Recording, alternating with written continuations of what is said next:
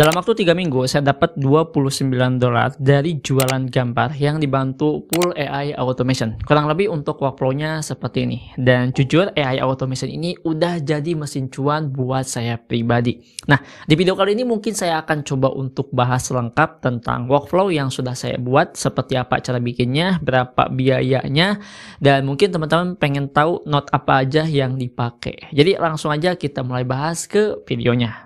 Disclaimer sebelum saya bahas, mungkin teman-teman ya, video ini tuh tidak memberikan sebuah arahan. Teman-teman itu bisa dapetin penghasilan instan dengan cara jualan gambar menggunakan AI automation. Karena di sini butuh juga yang namanya effort, butuh juga sama yang namanya totalitas, dan butuh fokusnya juga. Jadi bukan semata-mata teman-teman jualan gambar ikut-ikutan, terus berharap dapat penghasilan yang lebih gede. Bukan seperti itu. Intinya itu enggak instan. Paham ya? Dan ini jelas nominalnya itu sangatlah kecil, tapi setidaknya saya pengen berbagi aja sama teman-teman. Nah, jadi di sini posisi saya ini sebagai microstalker. Microstalker ini fokusnya jualan gambar sama jualan video yang langsung dijual itu ke platform. Contohnya itu di Adobe Stock. Nah, di situ saya fokus seperti itu. Cara kerjanya gimana, Bang? Cara kerjanya di sini saya generate gambar, karena kan di sini saya fokusnya itu full AI, teman-teman ya. Saya generate gambar, gambarnya udah dapat. Nah, di bagian gambar itu ada dua pilihan. Yang pertama, gambarnya pengen langsung dijual, ataupun gambarnya pengen divisualisasikan dulu biar bisa gerak. Nah, itu pilihan aja. Kalau misalkan pengen divisualisasikan, nantinya jadi malah video. Dan itu juga bisa langsung dijual. Intinya, generatif AI itu bisa dijual baik gambar ataupun video ke microstock. Tapi ingat, di sini tuh nggak mudah teman-teman ya. Microstock ini ketat banget sebetulnya. Bahkan kalau misalkan teman-teman upload 50 gambar ataupun 50 video sehari, itu bisa aja yang diterimanya 1, 2, 3 kayak gitu. Jadi emang nggak semudah yang mungkin kita bayangkan ya. Generate gambar sebanyak-banyaknya bisa diterima banyak juga. Nggak kayak gitu teman-teman ya. Harus mematuhi yang namanya kebijakan. Nah, selama saya fokus jadi seorang microstalker, satu masalah yang terbesar kalau misalkan kita ngandalin AI itu di promptingnya. Bagaimana caranya kita menemukan sebuah niche, dan niche ini tuh bisa jadi sebuah prompting ya. Promptnya itu tidak semiliar lah, tidak sama persis dengan orang lain ataupun tidak sama persis dengan yang sudah kita buat. Maka di sini kita harus mikir lagi. Dan itu masalah terbesarnya. Dan karena saya solving teman-teman ya, saya sendiri, maka di sini saya coba untuk berpikir cara efektifnya itu seperti apa. Dan saya coba maksimalin pakai AI automation. Nah, AI automation ini bekerjanya bukan generate prompt, generate gambar, upload ke Adobe Stock. Bukan kayak gitu. Tapi dia ini fokus untuk generate prompting doang. Nah, sisanya itu tetap kita yang jalanin. Contohnya generate gambar, terus langsung upload ke Adobe Stock-nya, kita yang kasih judul, kita yang kasih hashtag teman-teman ya. Jadi nggak semua otomatis. Paham ya? Nah, di sini mungkin saya juga pengen sharing berapa sih biaya yang dikeluarkan untuk bangun sistem AI automation yang sederhana ini, terus bagaimana tutorialnya, terus bagaimana note-nya. Oke, kita akan aja langsung mulai teman-teman ya. Jadi untuk biayanya, kalau misalkan kita lihat di sini itu nggak gede ya. Mungkin paling gedenya di bagian chat modelnya teman-teman ya. Di sini baik pakai OpenAI ataupun pakai Gemini biasanya tetap berlangganan. Ini untuk Jeep-nya juga itu nggak berlangganan teman-teman ya. Kan ini sebagai memori, kalau yang itu sebagai hiasan aja. Sebetulnya nggak terlalu kepake teman-teman ya. Tapi ya udah, saya malas ngehapus. Dan sisanya di sini tuh pakai function ya, kebanyakannya function. Dan yang paling gede ya di sini ya untuk kontribusinya itu di Google Sheet. Udah gitu doang sih sebetulnya ya. Nanti kita akan coba untuk lihat isinya. Nah, sekarang kita akan coba untuk ngomongin dulu step by step-nya apa yang harus dilakukan. Oke, yang pertama di sini itu kita harus riset dulu niche-nya. Gimana cara riset niche-nya? Kita langsung aja masuk ke ChatGPT. Oke, ini udah masuk ke bagian ChatGPT teman-teman ya. Dan di sini mungkin kalian biasa kalau misalkan riset pakai ChatGPT 4.0 ataupun yang lain-lain. Padahal ada yang lebih canggih dan maksimal, yaitu kalian bisa menggunakan 03 O3 teman-teman ya. Yang ini kalian pilih. Kenapa harus pilih yang O3 ini? Karena untuk hasilnya menurut saya pribadi itu benar-benar maksimal. Nah, caranya gimana? Yang pertama di sini teman-teman itu minta aja langsung ke ChatGPT-nya. Sebagai contoh seperti ini, saya ingin jadi seorang microstalker. Ini sebagai contoh ya. Tolong kamu riset niche apa yang bakalan rame untuk 1 bulan ke depan. Tolong lakukan riset mendalam. Oke. Nah, kita coba ambil dulu segini teman-teman ya. Dan di sini kita minta lagi Misalkannya itu tolong sertakan setidaknya 10 niche yang bakalan rame untuk bulan depan. Oke, kayak gini udah cukup ya. Nah, di sini itu ada dua cara. Yang pertama kita bisa langsung dikirim, yang kedua kita bisa menggunakan di preset ini. Nah, di bagian di preset ini itu kita bisa lebih dapat yang lebih detail sih menurut saya pribadi, tapi mungkin teman-teman bakalan pusing nantinya. Intinya coba aja ya. Oh ya, ini satu hal, kalian harus pakai ChatGPT yang berbayar. Kalau misalkan pengen pakai yang O3 ini. Dan kita coba aja tanpa di preset ya. Kita langsung aja kirimkan dan kita akan tunggu hasilnya. Oke teman-teman, untuk hasilnya seperti ini, lumayan cukup lama ya. Untuk risetnya itu menghabiskan waktu 4 menitan. Dan langsung dikasih, contohnya seperti ini, Break to School, ada penjelasannya, Patriot Asia, HUT RI 17 sama Independence Day, International Cat Day, dan masih banyak lagi. Jadi kalau misalkan kita minta, contohnya itu, kita minta mungkin yang bakal rame, buat bulan depan itu apa saja ya nantinya bakal dikasih buat bulan depan gitu. Tapi kalau misalkan mintanya secara keseluruhan ya nanti bakal dikasihnya itu secara random.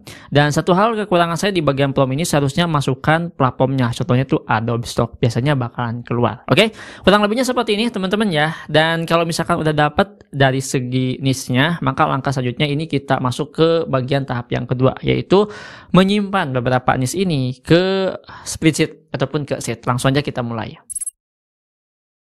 Oke teman-teman, untuk niche-nya ini sudah saya tambahkan dan ini mungkin kita coba tesnya itu satu dulu ya. Misalkan itu kita ambil bukan satu sih, 3 ya teman-teman seperti ini. Kenapa nggak semuanya aja? Soalnya bakalan lama nantinya. Saya harus nunggu mungkin di angka 30 menit sampai 40 menit kan lama teman-teman. Jadi ini kita hapus dulu ya. Intinya niche yang sudah kita ambil dari ChatGPT tadi semuanya simpan di bagian sini. Nah di sini kita akan coba untuk running teman-teman ya workflow-nya. Jadi ya udah kita langsung aja execute workflow ini dan kita tinggal tunggu hasilnya. Dan nanti di sini dia akan berjalan, dia akan membaca dan di sini langsung dapat 6 prompt nantinya dan akan dibuatkan oleh AI agent teman-teman ya. Dan karena di sini saya mintanya itu untuk Adobe Stock, jadi di sini itu dihapus dulu. Maksudnya untuk jalurnya ya, untuk kabelnya itu saya nggak sambungkan seperti ini teman-teman ya. Kalau misalkan disambungkan nantinya itu malah masuk ke sini semua. Jadi ya udah kita pisah-pisah aja dulu gitu sesuai sama kebutuhannya. Dan kita tunggu aja semuanya sampai selesai. Oke teman-teman, ini udah selesai generate dan kita langsung coba aja cek kayaknya ya di bagian Google Sheet-nya. Di bagian bawah coba kita scroll dulu ke bagian bawahnya. Nah ini tuh lagi coba untuk ditambahkan satu persatu teman-teman ya, tapi kita coba cek lagi apakah ini semuanya udah selesai ataupun belum. Oke udah ya, 10 item masuk dan di sini kita akan coba untuk cek satu persatu dulu. Kenapa saya tambahkan note count ini? Ini tuh schedule teman-teman ya. Berbeda sama chatbot. Kalau misalkan chatbot itu menurut saya pribadi masih manualan. Kita masukkan kata kunci, dia akan kerja. Sedangkan kalau misalkan pakai schedule ini, itu akan otomatis. Kita tinggal atur aja waktunya. Dan di sini saya sudah atur. Itu selama 1 jam. Jadi kalau misalkan udah 59 menit, selesai, dia akan generate lagi, terus-terusan seperti itu. Dan ini setiap waktu teman-teman ya. Jadi intinya setiap hari lah kayak gitu. Dan setiap harinya itu tergantung saya. Kalau misalkan saya menambahkan 10 niche, ya dia akan lebih banyak teman-teman ya generate-nya. Contohnya ini 3 prompt teman-teman ya, 3 niche. Kalau misalkan kita coba cek di bagian sini ya, nih itu 3 niche teman-teman ya, 3 niche seperti ini itu dapat 6 prompt. Jadi ya ini kayaknya bakalan banyak kalau misalkan totalnya 10. Itu yang pertama. Yang kedua ini udah jelas di bagian note spreadsheet-nya itu seperti ini. Dan untuk bagian spreadsheet-nya ini saya pakai ID teman-teman ya, bukan kayak semacam ngambil gitu, bukan kayak semacam kita pasang lah langsung, bukan kayak gitu. Dan ini pakai rank juga, untuk datastannya itu pakai seperti ini. Jadi nggak kebaca semuanya, cukup kebaca beberapa opsi aja ataupun beberapa niche aja. Contohnya seperti ini. Nah selanjutnya di sini ada yang namanya itu breed prompt.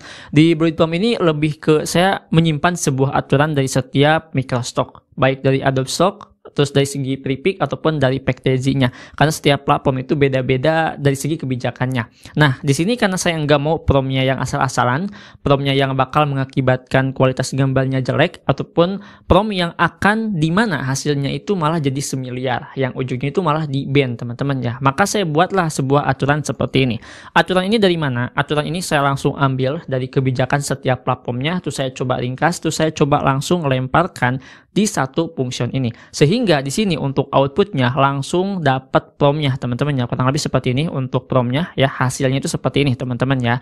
Dan ini masih bahasa Indonesia, ada juga yang bahasa Inggris biasanya. Oke, langsung dapat teman-teman ya. Dan di sini langsung masuk ke AI agent. Karena di sini nggak ada hal yang mungkin dibutuhkan lagi, ya udah saya langsung lempar aja ke AI agent. Untuk AI agent ini seperti ini teman-teman ya. Dan kalau misalkan kita lihat dari segi prompt-nya, ini lumayan cukup panjang juga, dan ini harus disesuaikan sama kebutuhan kita sebetulnya ya. Yang intinya di sini tuh bukan dari sekedar sebuah aturan doang yang saya masukkan di prompting ini, tapi struktur promptnya agar hasilnya itu tidak monoton. Dan biasanya kalau misalkan kita menggunakan struktur, hasilnya itu bisa maksimal. Ini saya bikinnya tuh buat Midjourney teman-teman ya, bukan kayak semacam di Runway ataupun yang lainnya.